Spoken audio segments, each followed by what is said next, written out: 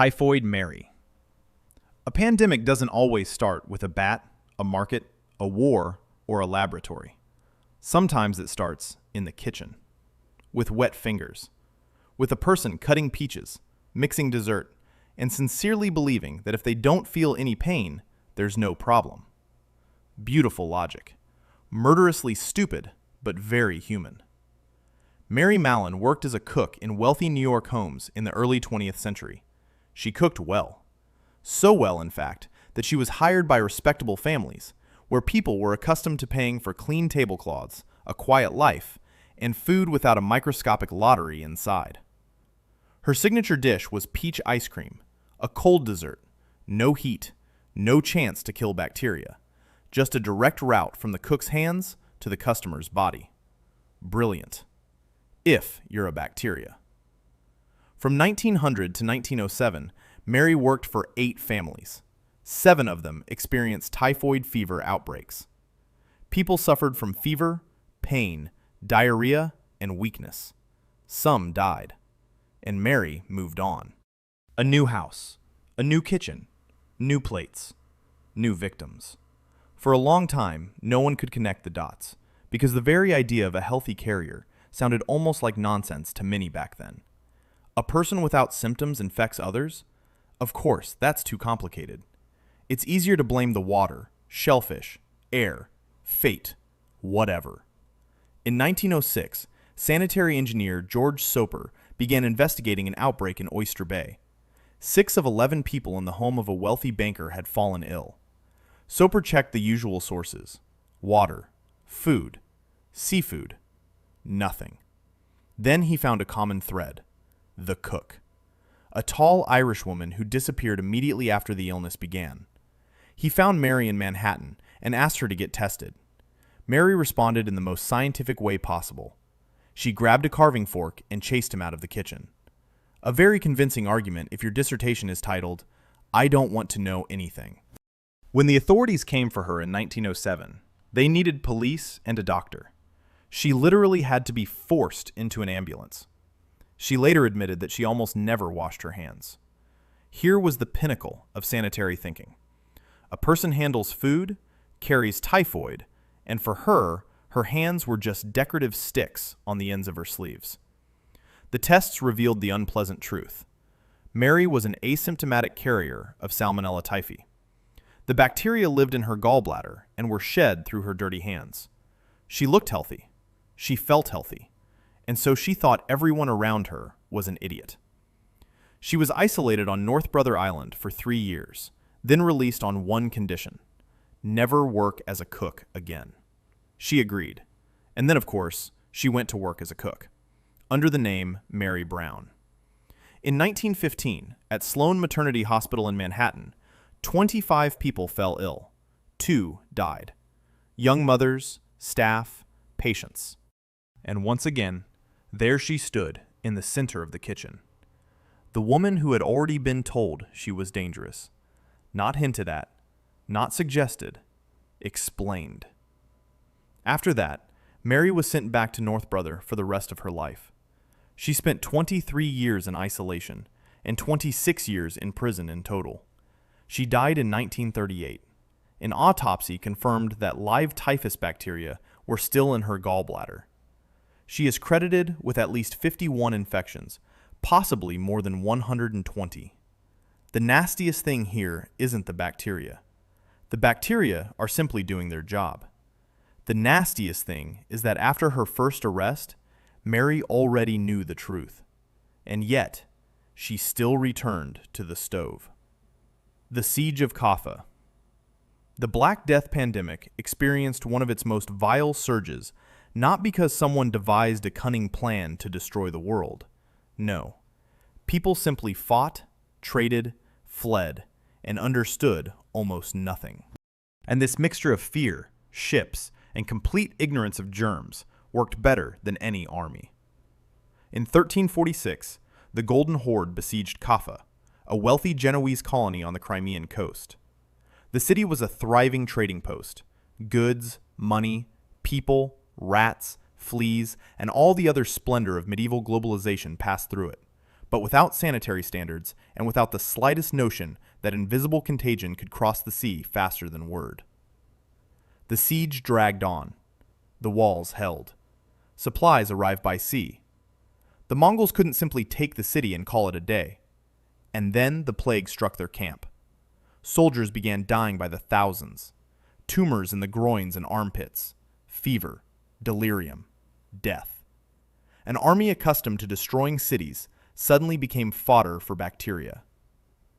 Nature sometimes works without fanfare. It comes, it mows down, it moves on. According to the Italian notary Gabriele de Musi, Mongol commanders decided to use the corpses of the dead as weapons. The bodies were loaded onto siege engines and tossed over the walls of Kaffa. Yes, medieval military thinking at its finest.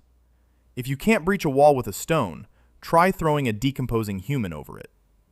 The defenders tried to remove the bodies, dragging them to the sea, throwing them away, and burning them. But the plague didn't wait for the people to finish cleaning up. Historians still debate the precise impact this episode had on the spread of the disease within the city. The plague could have spread through fleas, rats, or even through casual contact. But the main mechanism of the disaster was even more blunt. The Genoese fled. They boarded ships and sailed to Constantinople, Genoa, Venice, and other Mediterranean ports. They thought they were saving themselves. In reality, they were taking the disease, infected people, infected rats, and fleas with them. Quarantine in the modern sense didn't exist yet. No one said, "Stop, ship. Sit separately until it's clear who's alive, who's sick, and who's already become a problem for the entire port." No. Ships arrived, people disembarked, trade continued. Because money loves movement, and infection loves money even more. In 1347, the plague arrived in the Mediterranean. Then it spread across Europe, the Middle East, and North Africa. Cities lost huge portions of their population. Villages were deserted. Bodies couldn't be buried in time. Estimates put the death toll at between 75 and 200 million. Europe lost between 30 and 60% of its population. It's mind-boggling. Not just one city, not just one army. An entire civilization was devastated by a microbe, trade, and the human habit of running away without realizing what it is that's running away with you. Plague on ships. The Black Death pandemic became a maritime disaster long before people could pronounce the word epidemiology without superstitious horror. The plague didn't fly across continents on its own. It needed helpers, and humans, as usual, happily provided transportation, schedules, ports, and trade interests. Free logistics for bacteria. Magnificent. After the outbreaks in the Black Sea, ships set sail for the Mediterranean. On board were more than just fabrics, grain, spices, and people hoping to survive. Rats scurried through the holds. Fleas lived on the rats. Fleas harbored the Yersinia pestis bacterium, a small abomination that doesn't care about empires, religions, or human plans. It needs a host. The rest would be done by sailors, merchants, and port authorities, who looked at the ship and saw cargo, not a floating coffin. In 1347, infected ships reached Mediterranean ports. In Messina, according to chronicles, the ships arrived laden with sick and dying people. Some were already dead. The living developed swollen lymph nodes, fever, and their bodies gave way quickly and horribly. Local authorities, realizing the scale of the disaster, tried to expel the ships. Too late. Simply too late. The infection had already reached the shore. That was the fundamental mistake. A medieval port was the perfect vehicle for spreading disease. People came ashore, cargo was unloaded, rats abandoned ships, fleas sought new hosts, merchants moved on, dock workers returned home, priests visited the dying, relatives touched bodies, and everyone performed ordinary, understandable human actions, which, taken together, turned into a biological fire. No one understood the mechanism. People blamed the air, the stars, the wrath of the heavens, strangers, smells, sins, anything, just to avoid acknowledging the simple, vile reality. The disease moved with them. Not symbolically, literally. In boxes, in clothes, in wool, in grain, in the rough planks of the ship, in the fur of rats, and in the fleas on their skin. The ship was the smartphone of medieval trade. Only instead of messages, it sent death. One port would become infected, then send ships onward. Genoa, Venice, Marseille, Constantinople, Alexandria. Points on the map were connected not by trade lines, but by chains of infection. People thought they were keeping the economy alive. In reality, they were spreading contagion across the sea, which in some places decimated entire neighborhoods faster than the authorities could come up with explanations. Later, cities began isolating incoming ships. In Venice and other places, the practice of separating ships before entering the city arose, first for 30 days, then 40. Thus the idea of quarantine was born, not out of wisdom, but out of horror.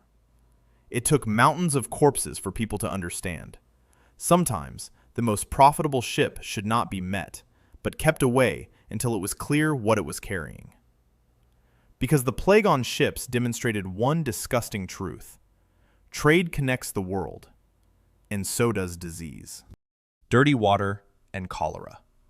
The cholera pandemics of the 19th century were a textbook example of human arrogance, written not in ink, but in loose stools, vomit, and corpses.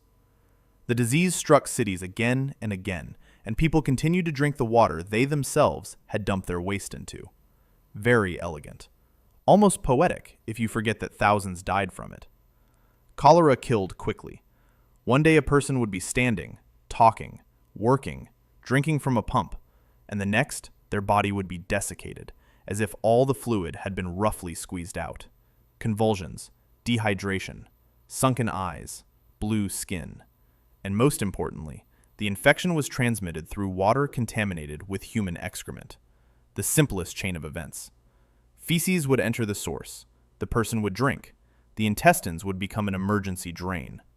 But the medicine of that time often clung to the miasma theory. They said illness stemmed from bad air, stench, decay, a foul atmosphere. A convenient theory. It stunk, after all. So the smell was to blame. Brilliant. It's like blaming smoke for a fire and then calmly continuing to pour gasoline on the floor. In 1854, cholera struck London's Soho district. The center of the disaster was a pump on Broad Street. People drank from it because it seemed clean and tasty. That's especially vile. Death doesn't have to look murky, green, and suspicious. Sometimes it's clear, cool, and poured into a bucket. Dr. John Snow began counting the cases and mapping them. He didn't divine by smells. He didn't sagely pronounce on the foul air. He simply observed where the dead lived and where they got their water. And the picture became too clear to be dismissed. Most of the victims were linked to that very pump. One pump handle, one contaminated spring, one urban death machine in the middle of the street. It was later discovered that a cesspool may have been leaking near the well. Waste was flowing into people's drinking water. In other words, the city was mixing its own poison into its own glass, and then wondering why the neighborhood was suffocating from funerals. Snow convinced the authorities to remove the handle from the pump. Yes, the symbolism sounds almost comical. To stop the outbreak, they had to stop people from praying, burning incense, or arguing about air quality. They simply cut off access to contaminated water. This didn't immediately eradicate cholera worldwide. Of course not. People rarely learn quickly, especially when it comes to recognizing that the problem isn't mysticism, but sewage. But Broad Street was a blow to the old way of thinking. The disease showed that a city without clean water and proper waste disposal isn't a civilization, but a beautifully designed colon. Stone houses, shops, churches, doctors in decent clothes. But underneath it all, there's one dirty truth. If you drink something that's been contaminated by someone else's waste, bacteria won't respect your status, your neighborhood, or your opinion. The Spanish flu. The Spanish flu pandemic got its name almost as a bad joke. A disease doesn't have to start where it gets the most publicity. In 1918, Spain simply didn't stifle the press with military censorship, and the warring countries pretended that mass illness among soldiers was an unpleasant trifle best swept under the rug. A very mature approach, especially when a virus doesn't care about army morale. One of the earliest clues leads to Kansas. In Haskell County, physician Loring Minor noticed a strange respiratory illness and alerted the U.S. Public Health Service. His alert was largely lost in the bureaucratic vacuum. Then, on March 4th, Army cook Albert Gitchell reported to the Camp Funston Infirmary with a fever, sore throat, and body aches. A week later, 522 soldiers were sick. This is the perfect launching pad for a virus. A cramped camp, young bodies, a regimented environment, war, and a superior commanding officers tasked with sending men overseas. The soldiers went to Europe. The virus followed them. By spring, the disease had already reached France, then spread across the continent, and by summer, it had reached various parts of the world. Newspapers in the US, Britain, France, and Germany filtered out the bad news, because the army must believe in victory, even if the barracks coughed like one huge, sick organism. Spain reported openly, so the world was given a convenient label: Spanish flu. The name stuck. The truth, as often happens, lagged behind the propaganda and followed nervously behind. The first wave seemed bearable. The second, in the fall, came like a bloodbath. People's temperatures soared, their breathing became labored, their skin darkened from lack of oxygen. Doctors saw patients literally suffocating in their own fluids. And the worst part? The disease often killed the young and healthy, people between 20 and 40 years old. The body tried to fight back too aggressively, turning its own defenses into destruction. Nature isn't always a villain. It just stupidly pushes all the buttons at once. In Philadelphia, officials received warnings, but they held a huge military parade anyway on September 28th. Crowds took to the streets. Beautiful, patriotic, epidemiologically idiotic. Within days, hospitals were overwhelmed with patients. Within weeks, about 12,000 people had died. One city celebrated the virus with a live delivery of bodies. By the end of the pandemic, approximately a third of the Earth's population, around 500 million people, had been infected. Estimates range from 25 to 100 million people died. World War I killed around 17 million, and the virus, which the war helped spread across the planet, claimed many more. And this entire catastrophe once again demonstrates the same old, vile pattern. A germ starts, people accelerate, authorities turn a blind eye, and then pretend no one could have foreseen the obvious. A parade in Philadelphia. The Spanish flu pandemic in Philadelphia received a gift a virus could only dream of: a huge crowd, packed streets, and officials who decided that a patriotic spectacle was more important than infected lungs. On September 28, 1918, the city held a war loan parade. Beautiful flags, bands, soldiers, families, a crowd of approximately 200,000. And amidst it all, an invisible infection that didn't need a stage. Breathing was enough. By that time, the disease had already reached the city. Navy sailors were sick. Doctors warned that the mass event should be canceled.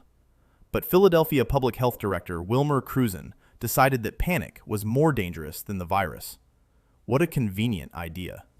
If the holiday wasn't canceled, it meant the threat was gone. A person simply closes their eyes in front of a truck and calls it confidence. The parade took place. People stood shoulder to shoulder, shouting, singing, coughing, and breathing into each other's faces. The virus didn't even have to work hard. No complicated routes, no tricky mechanisms. The city itself assembled an audience and politely asked everyone to come closer. Within 2 days, hospitals began to overflow. Within a few days, doctors couldn't cope anymore. Patients lay in hallways, at home, in schools, anywhere they could find someone gasping for air and turning blue from lack of oxygen. The phones were ringing off the hook. There weren't enough nurses. There weren't enough coffins. There weren't enough hearses. There wasn't even enough time for a proper funeral, because death was working faster than the city administration. The most disgusting thing about this story isn't that people knew little about viruses back then. They knew enough not to gather large crowds during an outbreak. They'd been told. They'd been warned. But the authorities chose a cheerful image over the unpleasant reality. The crowd looked strong. The city looked united. Newspapers could report on the nation's spirit, and within weeks, Philadelphia was already counting the dead in the thousands. In the short time following the parade, approximately 12,000 people died. This isn't some abstract figure from a textbook. It's the result of a single decision made by people who chose not to ruin the event. The Philadelphia parade became a pure example of pandemic stupidity. When the disease is already at the door, the authorities still open the square, call in the band, and pretend that reality must wait until the end of the celebration. Factor 8. The HIV pandemic became even more terrifying when the virus gained access to where people expected salvation: blood products. A man with hemophilia didn't choose risk for the sake of entertainment.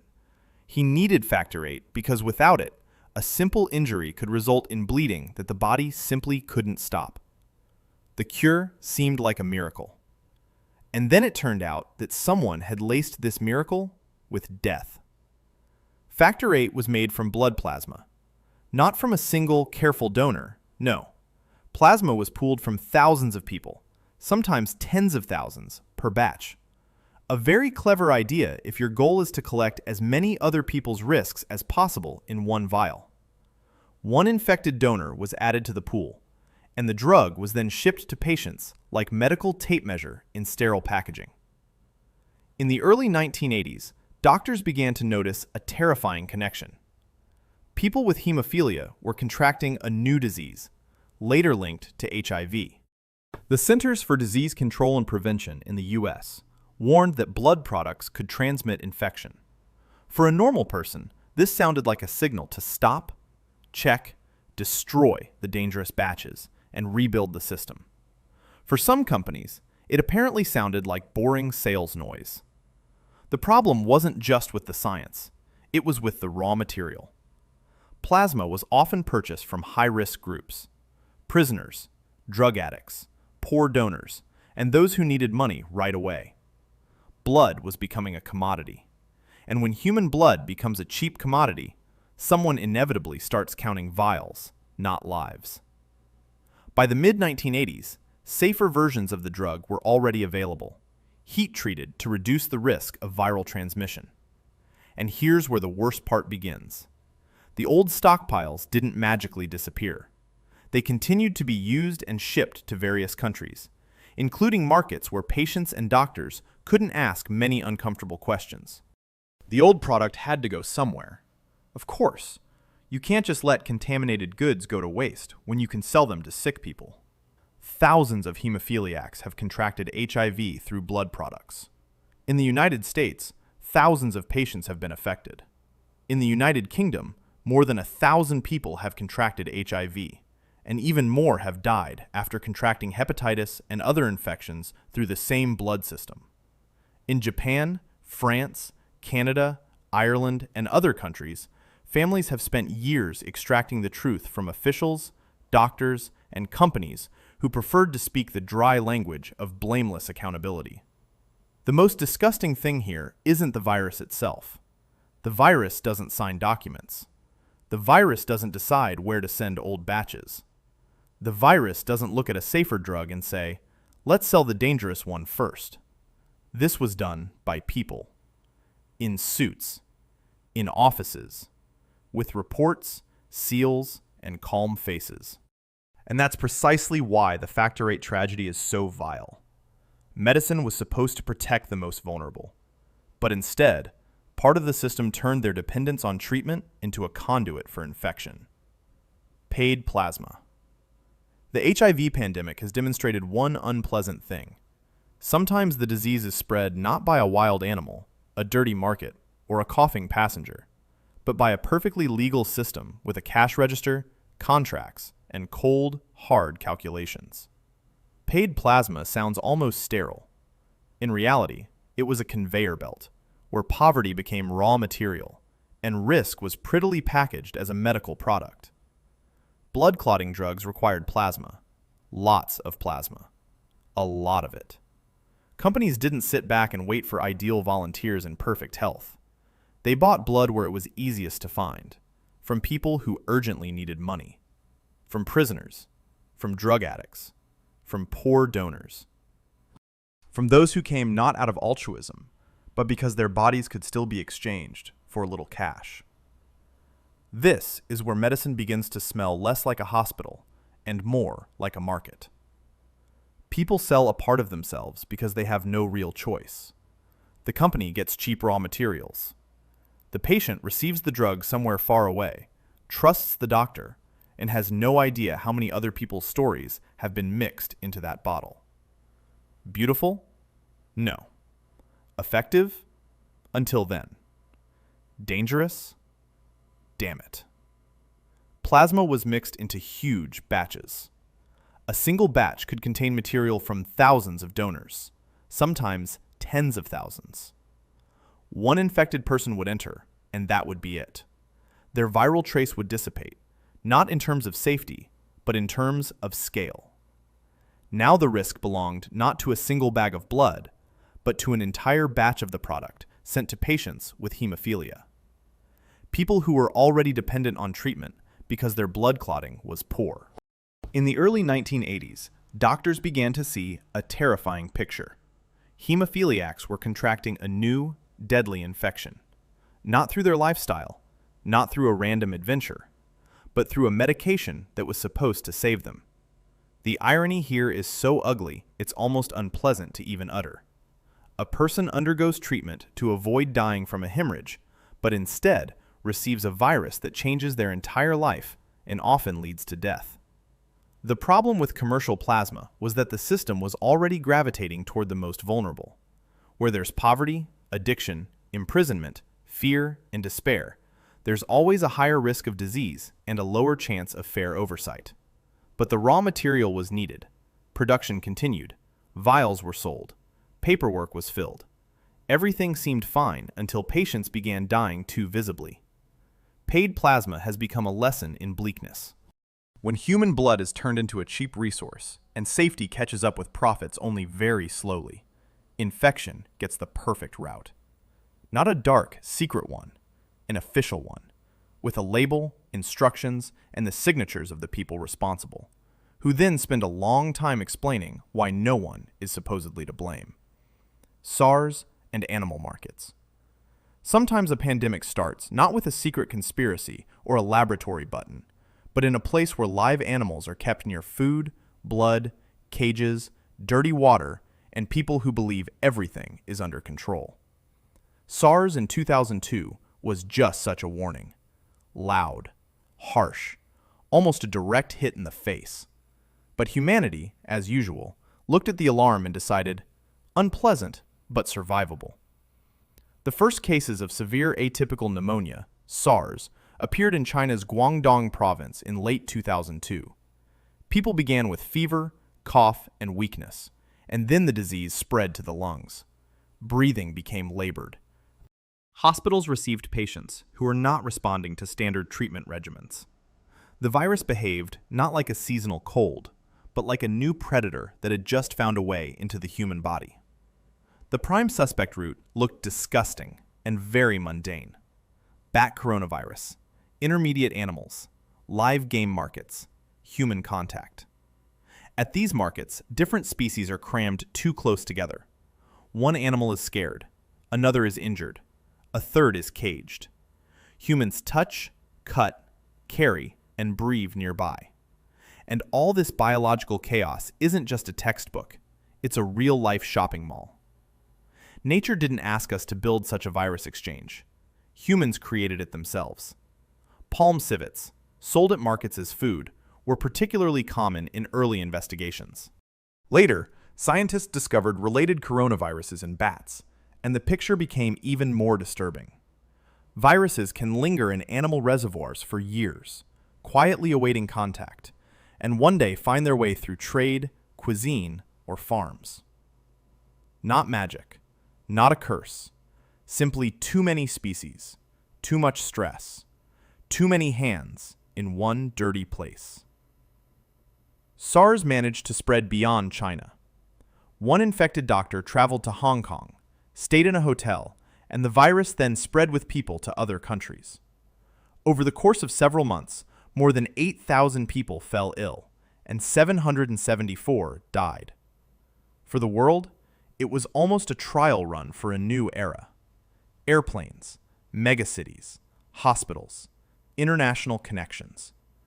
The virus received not a cart or a ship, but a modern transportation system. The most irritating thing about this story is that the lesson was clear even then. Live animal markets, weak controls, late outbreak announcements, fear of bad news, limited global mobility. It was all there. Watch and draw conclusions. But people really like to wait for the next blow so they can say the obvious with a straight face. SARS wasn't a catastrophe on the scale of the Black Death or the 1918 flu. It was contained.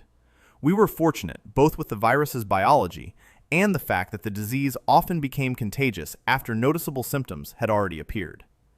But the warning was clear.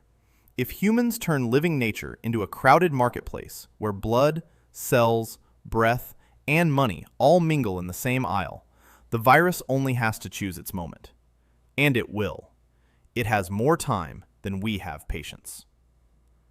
COVID-19.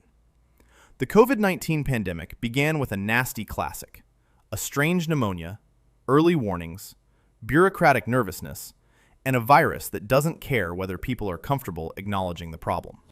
In late 2019, patients with severe pneumonia began appearing in Wuhan. Not a seasonal cold, not the usual hospital routine, something new, sticky, unpleasant, with the smell of great disaster. On December 30th, Dr. Li Wenliang sent a message to his colleagues about cases of a SARS-like illness. He wasn't putting on a show. He wasn't trying to be a hero. He was warning other doctors to be careful. A normal reaction for someone who sees danger. But the system reacted like an offended security guard at the door. He was summoned by the police and forced to sign a document declaring he was spreading false rumors. Excellent. The virus is already circulating in the hallways, and adults are busy silencing anyone who said something unpleasant out loud. In January 2020, it became clear that the disease was transmitting between people.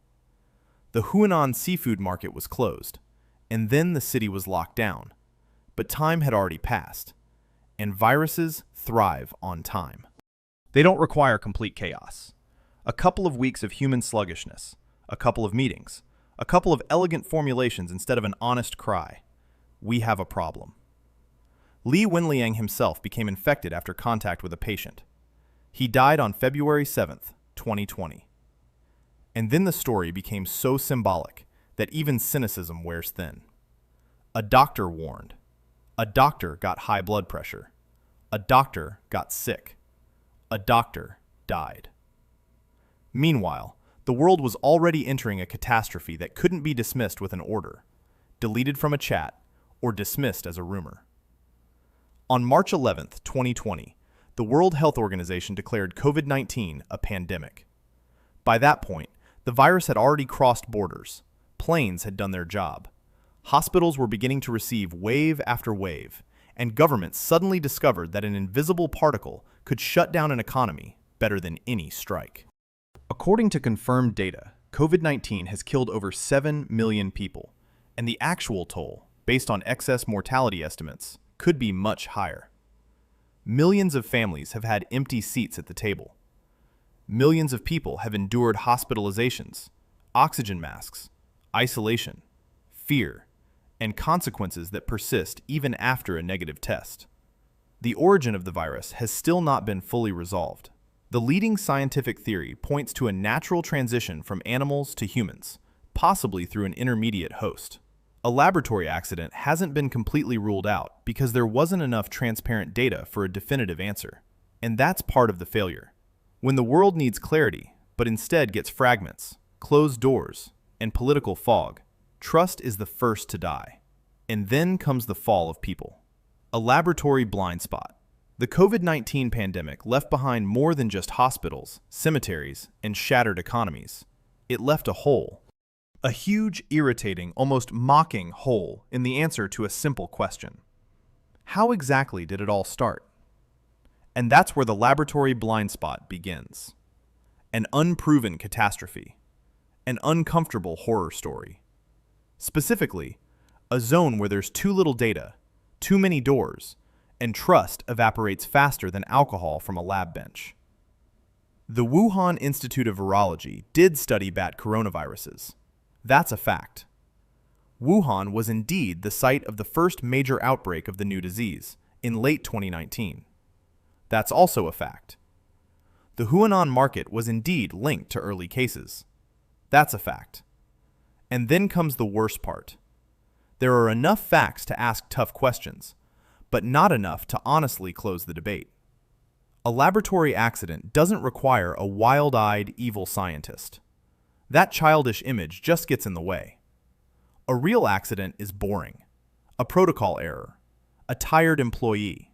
An improperly sealed container. An accidental contact. An underestimated sample. A record that was filled out too late. A pass that everyone considered a trivial matter. In biosafety, there are no trivial matters.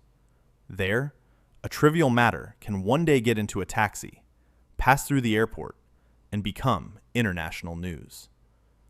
The problem is that the world never received a full set of transparent data.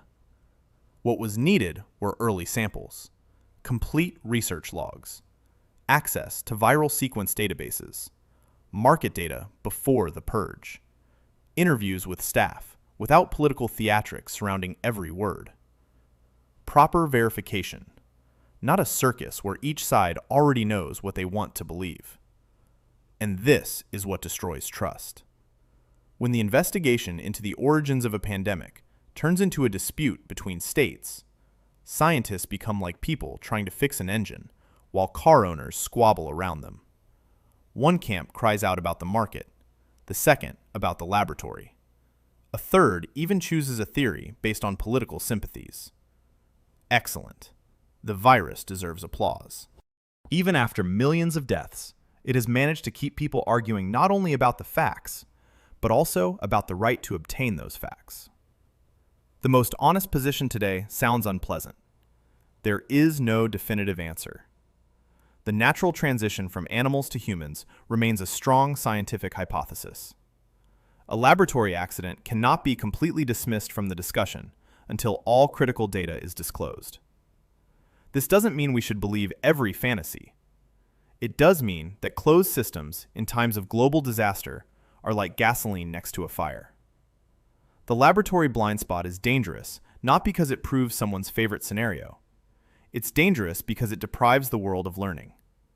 If the cause was the animal market, we need to drastically change controls over the trade in live species. If the cause was the lab, we need to change biosafety, access, reporting, and international oversight. And if we leave everything in the dark, the next outbreak will receive the most magnificent gift. People who, once again, don't know what mistake they've already made.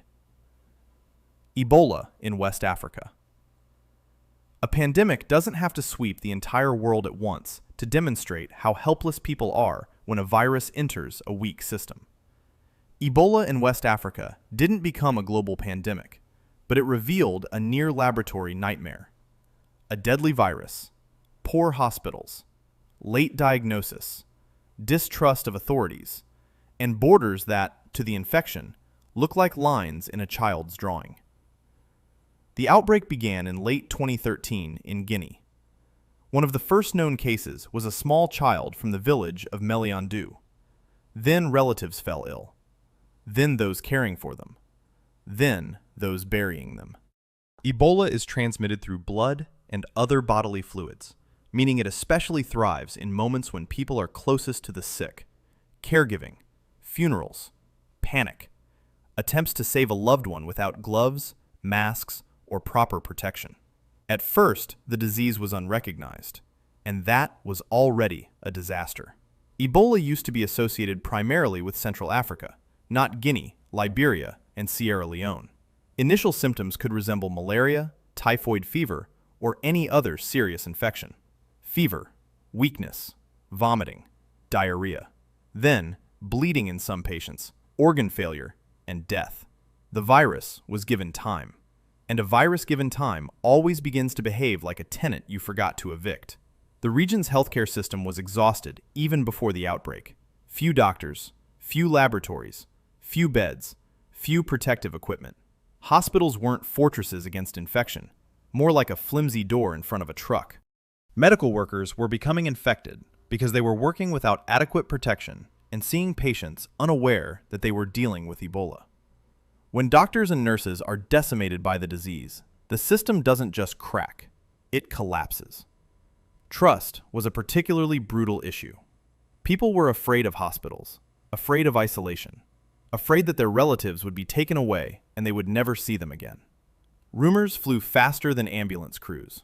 In some places, medical workers were greeted not as rescuers, but as a threat. And you can wince at this all you want, but poverty and poor communication don't create a rational public. They create people who defend themselves as best they can, often horribly, often fatally. Funeral rites also fueled the outbreak. The bodies of those who died from Ebola remain highly infectious, and in many communities, farewells involve touching, washing, and close contact. A person performs what has been considered respect for the deceased for centuries, and the virus gains another chain of transmission. Thus, culture, love, and grief become vehicles for disease. No mysticism here, simply biology at its most vulnerable moment. By 2016, the largest Ebola outbreak in history had resulted in more than 28,000 cases and over 11,000 deaths. Guinea, Liberia, and Sierra Leone paid a terrible price for the world's long-standing dismissal of a local disaster as someone else's problem. Ebola revealed a simple, ugly truth. If you leave poor healthcare systems alone to deal with a dangerous virus, don't be surprised when a small outbreak turns into an international embarrassment. Antibiotics without breaks. The antibiotic resistance pandemic didn't arrive with a loud bang and closed airports. It's creeping along more quietly. In prescriptions, farms, hospitals, pharmacies, and home cupboards, where people keep pills just in case.